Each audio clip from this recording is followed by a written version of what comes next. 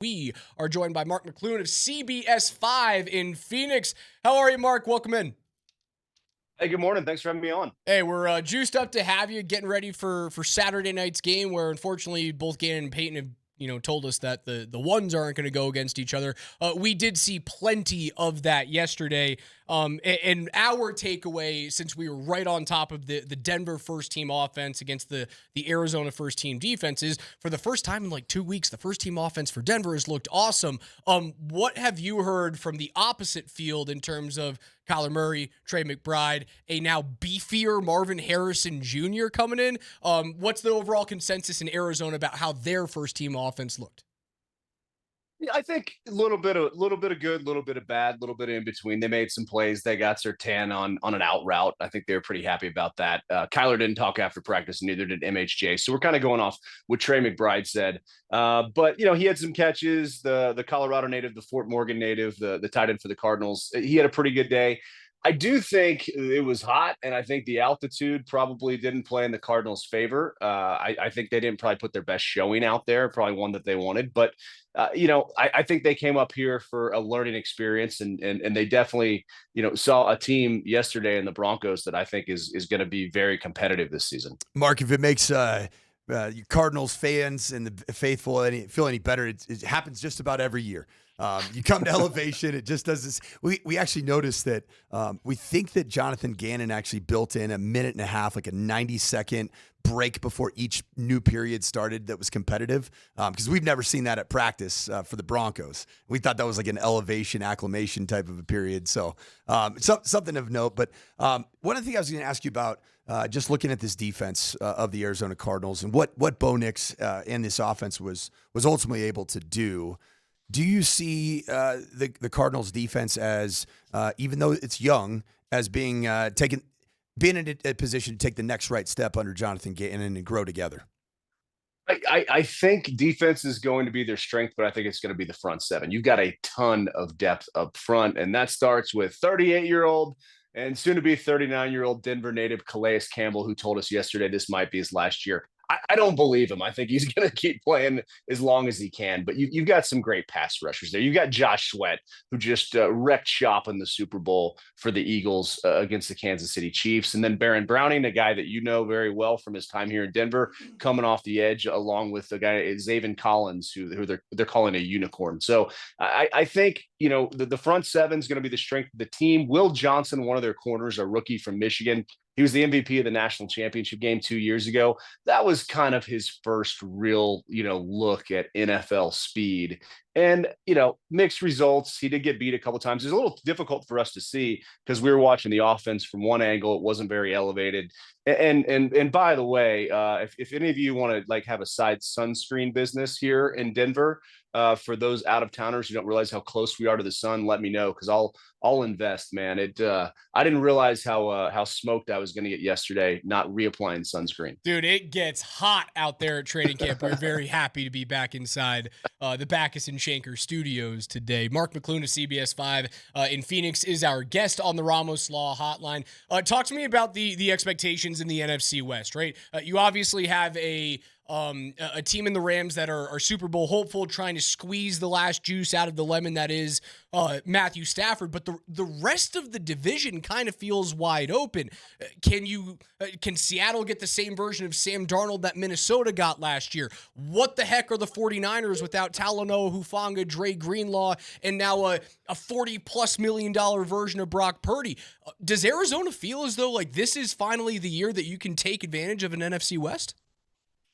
Yeah, I think absolutely. It's going to start with a strong start because the schedule's not that hard out of the blocks. They start with New Orleans, then they're home to the Panthers and Jacksonville. They do have the Seahawks on a Thursday night game in late September. I think that's going to be the kind of litmus test right there, because it becomes a gauntlet after Thanksgiving. They're going to have to get out of the blocks quick. But yeah, San Francisco, I mean, they always seem to put it together there. We watched them pretty closely in Arizona because Brock Purdy went to high school in the Phoenix area, and his story is just incredible. Didn't have any D1 offers going into his senior year, and then all of a sudden Bama offers him, and then he goes to Iowa State and sets the world on fire.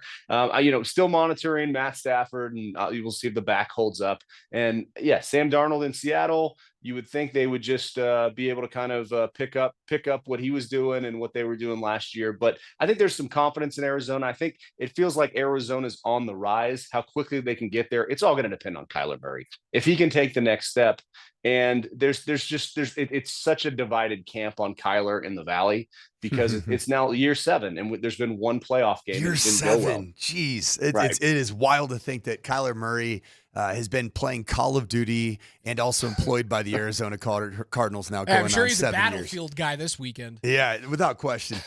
When you look at the NFC West landscape, is this one of the most unique divisions in football because of the boom or bust nature of just about every team and how they've been up and down between the Niners going to the Super Bowl and then essentially being a shell of who they were the next year, and the Seahawks. What do they have? The Cardinals seem like they've been a little bit more of a steady climb as of late. And then of course, the Rams look like maybe the team to beat. What do you make of the NFC West? What are you guys seeing as it relates to the Cardinals' chances in that division?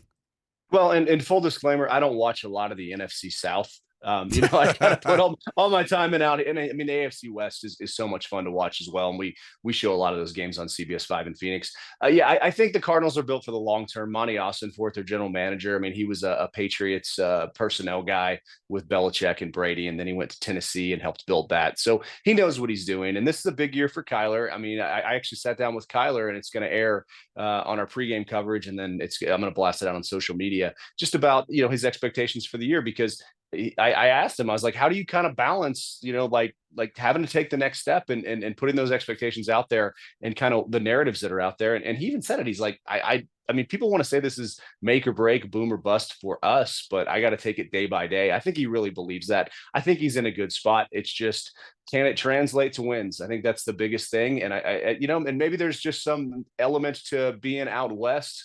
The NFC West, everything's boom or bust, and it's been that way since 1849. What's the biggest thing that holds Kyler Murray back from breaking through?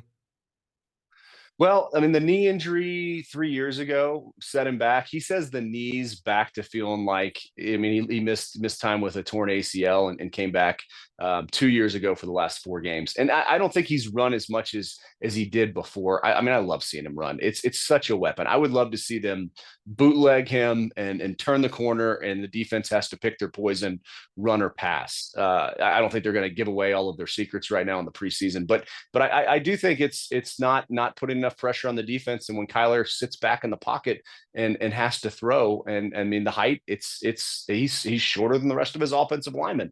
And when he gets out in space, he's one of the most dynamic players in the NFL. Now, he also throws one of the best balls in the NFL. So I think it's just putting it together. For the Cardinals, they lost 5 of 6 down the stretch last year, and they have to run the ball with James Conner, and Marvin Harrison Jr. has to turn into a guy who was drafted with the number 4 overall pick. Last year, he had a good season for a rookie, comparable with Larry Fitzgerald, but it wasn't nearly, like a Jamar Chase type season. ESPN came out with an article 3 days ago that talked about the future rankings of NFL franchises, and part of that was a big time prediction in 2027. And the big prediction that ESPN had here in Denver was, well, Bo Nix won't be the quarterback of the Denver Broncos. Wow. What is more likely in 2027? Bo Nix is not the quarterback of the Broncos, or Kyler Murray is not the of the Arizona Cardinals? Wow. And I think I don't know the answer to that. I mean, I think I could see it going either way for both guys. I think in sitting down and talking to Kyler, he's in a really good spot. Okay. Now, if it doesn't go well, if they win 10 games and don't go to the playoffs, I think you bring him back. If they win 8 games, I think that's the scenario where they look in the draft and they look to rebuild. So, and I mean, I would be very surprised. I mean, I would think Bo Nix would be like a guy that you would, build around for the long term. But I don't know. Is Tebow coming back? Is that the story? I think he just had a kid. I think he's out in Arizona. We see him from time to time. So I'll check in and see if he's, I mean, it seems like he could still run over people. Hey, Sean Payton's still looking for his Joker. He couldn't stop gushing about Trey McBride, which is why I was saying, like, does he really love Evan Ingram here?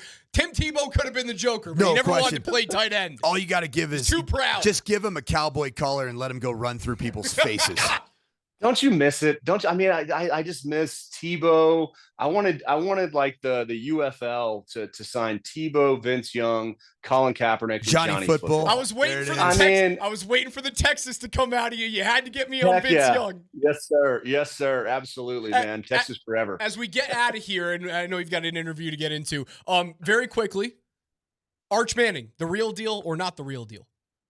I was just talking to Sam Acho about this, who's the Cardinals, who's a preseason analyst. Oh, in the I saw booth Sam in Acho there Texas yesterday. alum. Yeah. Oh, he's great people. I mean, just in a great heart for just everybody. And I mean, he's just a good man. And we sat down and we actually did an interview for the pregame show.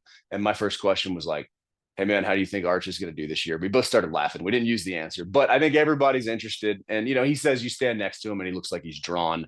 Arch, 6'4", 220 pounds or whatever he is. But, we just have to see him throw the ball well in a big game. I think that's the last step. And then you're like, all right, let's go. Let's make our plans for late January. So super excited. But yeah, it's college football. It's kids that are turning into men, and you never know what's going to happen. But I've never been more bullish on the Longhorns, even though we are the underdog in the horseshoe on August the 30th. The underdog is the #1 team in the country. How's that work? Mark McClune of CBS 5 in Phoenix. We appreciate your time, brother. Thank you so much. Yeah, thanks so much for having me. Broncos and Cardinals, 7:30 on Saturday evening, week 2 of the preseason.